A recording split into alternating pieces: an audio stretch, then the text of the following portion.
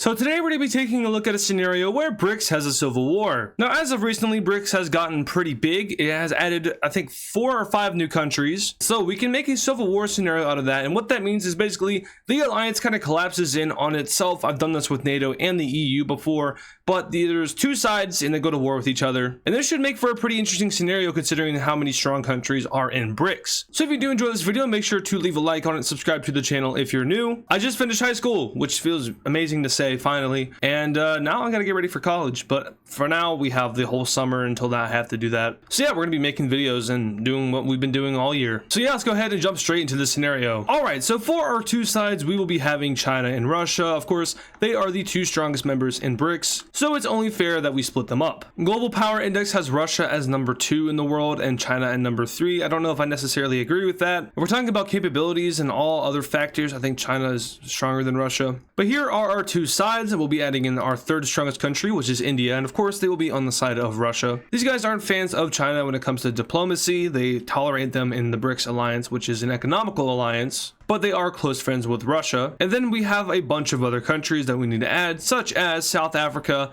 Brazil, the UAE, Egypt, and Iran. Now, when it comes to the remainder of the countries, it does get a little interesting because these guys are fairly split in their allegiance. And by that, I mean 2 things. One, some of them are friends with both the US, Russia, and China, and some of them are friends with Russia and China only, but it's fairly even in terms of split, like 50-50. Iran, I would probably put them on Russia's team, but for the sake of balancing, I think we're gonna go ahead and like toss this up a little bit. So I'm gonna be putting Iran on the side of China as well as the UAE. We will stick Egypt on Russia's side. Ethiopia will go over to China, and now we have 2 more countries, South Africa and Brazil. Brazil is pretty easy to figure out, but South Africa is also pretty split. Let's put them on the side of China, and the main reason for that is because we'll be putting Brazil on the side of Russia. I think Brazil is a lot closer to Russia than they are to China. So here are our 2 sides for the BRICS civil war. And we will be allowing outside countries to join in, or I guess be forced to join in, because as you can see, not a lot of these countries border each other. So let's start with the fighting. And said fighting will be starting over here in East Asia, where we have Chinese troops combating against Russian troops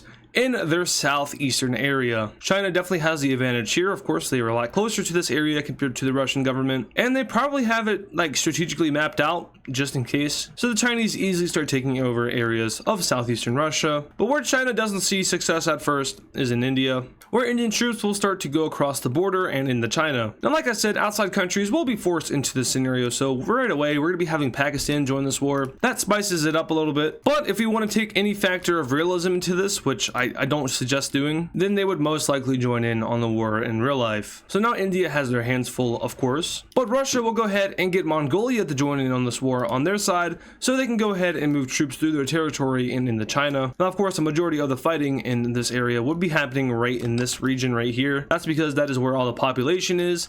Out here in the middle of nowhere, there's not much happening, but Russian troops will still invade into this area of China just because they can. And now there's a big front line happening, and in that big front line is a lot of death. The 2 sides clash up against each other. Russia starts to push back against China, but eventually China is able to recuperate and go ahead and stalemate the Russians. Meanwhile, they will send troops up into this part of Mongolia in order to kick the Russians out of their territory, and they will also make advances into the territory, taking over this part of Mongolia. Over in Africa, we have some new countries joining. Sudan joins in on the side of Egypt, as well as Eritrea. South Sudan is forced on the side of Ethiopia, and from here the invasion of these 2 countries takes place. Now, something important to note is that including Eritrea, these 3 countries are not very stable or strong. There's a lot of things going wrong in them, and you know, same thing with Sudan, to be honest. They also are experiencing some stuff, but Egypt is stable, so they will be able to take over this area with ease.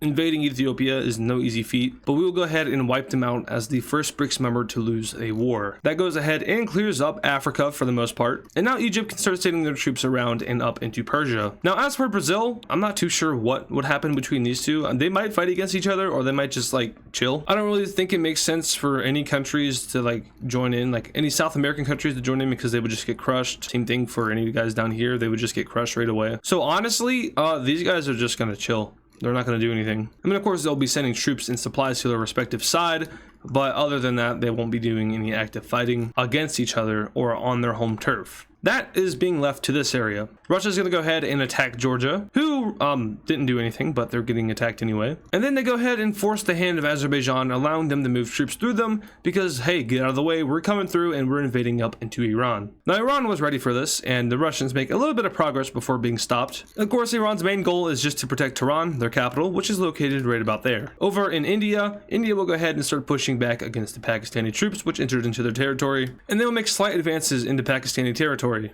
Not too much though, because these guys are fairly evenly matched. I mean, when you factor in that China's fighting this war as well as Iran, yes, they are evenly matched. Speaking of evenly matched, China and Russia will continue to throw hands back and forth. Russia now enters into the northern part of what I like to call Manchuria. I don't know what the province is actually called nowadays, but I don't think it's Manchuria. And slowly but surely, Russia is pushing back against China, although they do experience more loss over here in the Siberia regions, as Russia is more focused on the interior front line. China is able to sneak up and around up into this territory here in a pretty large military move. Now, how effective is this for China actually?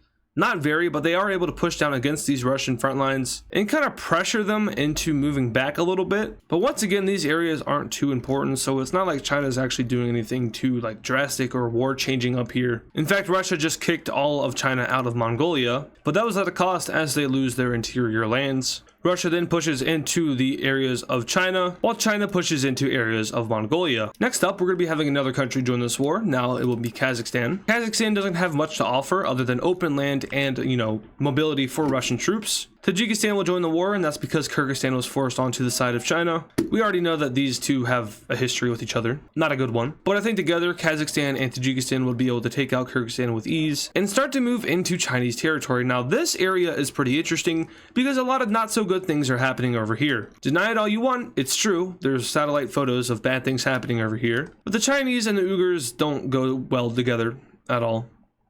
It's kind of genocidal. But the red team sees a lot of open arms when they liberate this area from China, and India takes swift action to move up and connect up. Now, I know that the Himalayas exist, and it's a big factor. Shh. They're only impactful when I say so, which is just an excuse for bad plot. If you can't tell, mountain ranges give me an issue, especially in these kind of videos. How are you supposed to invade through a giant mountain range right here? And it's the biggest mountain range in the world, I think. So how are you supposed to go through that? You just don't. I know, said China, we go through Myanmar. Not a bad idea. But there are a ton of jungles in Myanmar, so how realistic is that really? I don't know. But they're able to take over this area of India, and I know, there's a lot of people living there, blah, blah, blah, blah. I don't care. Look at China.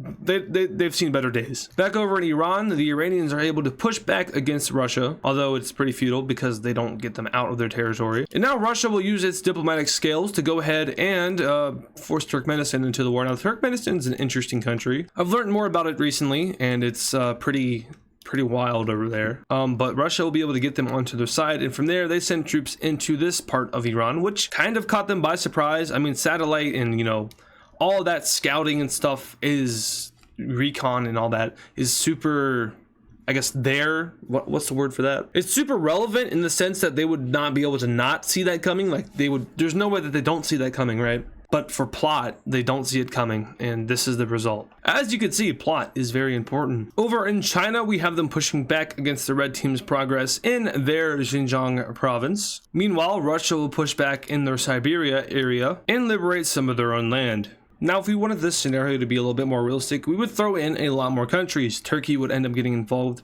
maybe because of Azerbaijan.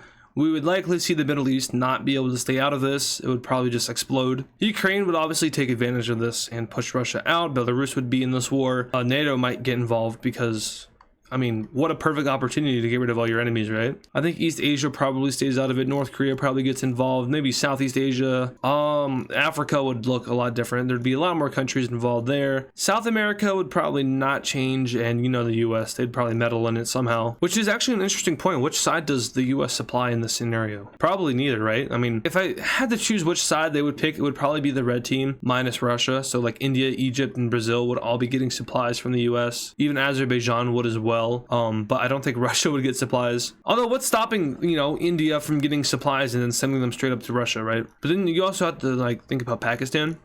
Pakistan is kind of a US ally as well. South Africa is too, so they probably just stay neutral. I don't know. What would the US do in this bizarre scenario? Anyway, Russia is going to fortify and go ahead and focus their military on taking out Iran, and this is a good idea because it works. They take over Tehran, and a lot of the bad things that happen in Iran are kind of spotlighted, and the civilians start to overthrow the government. I've done that like a million times, but realistically, if Iran were to be invaded and faced with collapse like this, the government would just get thrown over. Not a lot of democracy happening over here, as we all know. And now Pakistan is kind of scared. The UAE will go ahead and surrender over to Russian forces before they even show up. But China is not going to stop fighting. They're going to keep fighting, obviously. They have unlimited manpower, and so does India, to be honest. Progress will be made against Pakistan, although it's not much, and it's not enough to make them either surrender or collapse. China will actually start doing extremely well over here in this area. That's because Russia has mostly toned down on their advances. They've also refocused themselves over to wiping out this area. So China kind of runs free and has a field day. Although it doesn't really matter too much to Russia.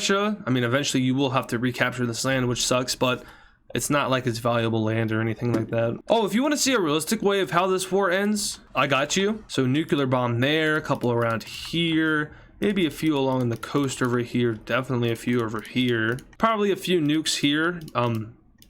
That might have been someone else doing that though. And yeah, it would be bad. There'd be a lot of nuclear bombs going off. But luckily, I don't include nuclear bombs in my scenarios unless it's like a nuclear bomb specific scenario. I have done that in the past, but I'm not doing that here. Anyway, we could talk about Pakistan now.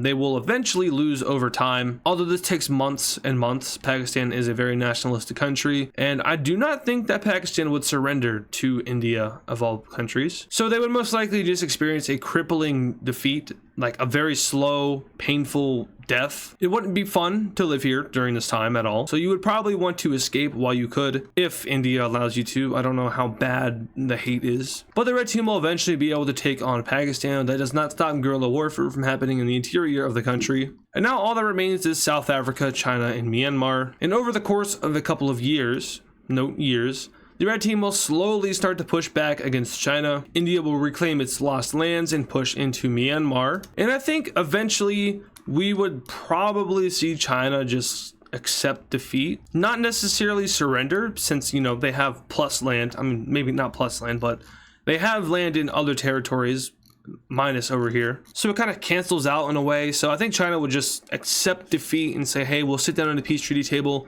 we'll figure this out, and can we just go back to being an economical alliance, please? Since BRICS isn't military at all, they wouldn't fight each other. It doesn't make sense. But when was the last time I did a realistic scenario, right guys? Anyway, that will be the end of this war. Let's go ahead and take a look at the peace treaty. And I think in the thumbnail, I'm going to include the non-BRICS countries just so you guys click on this video. I know it's not BRICS, and I know it's kind of cheesy, but you got to do what you got to do, right? There we go. There's our beautiful thumbnail.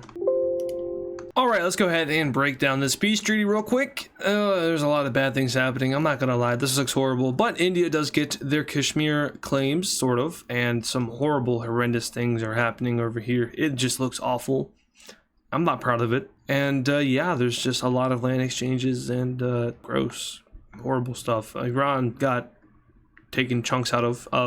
Azerbaijan took over some of the areas with ethnic Azerbaijanis in them. Turkmenistan got some land. Russia got Georgia out of it, and that's all surprisingly. We had Mongolia getting out unscathed, and none of this border over here changed at all. Actually, just to be fair, I think that we should give China some access to the Sea of Japan just because, they need it. So there you go. I don't think Russia would have too much of an issue with that. They lost Xinjiang, and that actually is probably for the best. They gained some land out of Myanmar, who would probably collapse after that. Sudan is united again. Probably not a good thing for them because, the whole stability thing I was talking about earlier.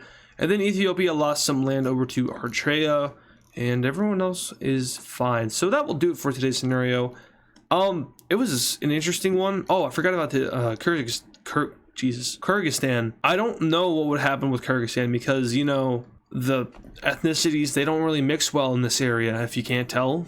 The borders look like this for a reason, and it's horrendous. So I'm not going to touch it. I'm just going to, I'm going to do this. We'll just sink this area. How about that? Uzbekistan didn't do anything, but I'm sure they had something to do with this horrible border mess. So how about that? We have a new lake. And yeah, that's going to do it for today's video. If you did enjoy, make sure to leave a like on it, subscribe to the channel. If you're new, all the support is greatly appreciated. I have, I think, one more video to record after this, and then maybe another one if I'm feeling like it. I'm not feeling like it, so probably not. And then I gotta pre-edit them. I might edit one while I'm on vacation. I'm not sure, but I have that capability now to edit when I'm not home. I didn't have that for a couple of years, which kind of sucked. But we're all good now. I can do that again. Anyway, once again, thank you guys so much for watching, and I'll catch you guys in the next video. And of course, thank you to all the super fans. This includes Kylie Speaks Plays, German Edits, A Random Guy, Patrick Clauser, Life Lamau, JB Countryball 12, Friaza, Hammertoad 45, CTG Canada Flag, Poland Country Ball, Nevada Garbage Trucks, Yakko, DW Cool Dude, and Serminator. Thank you guys.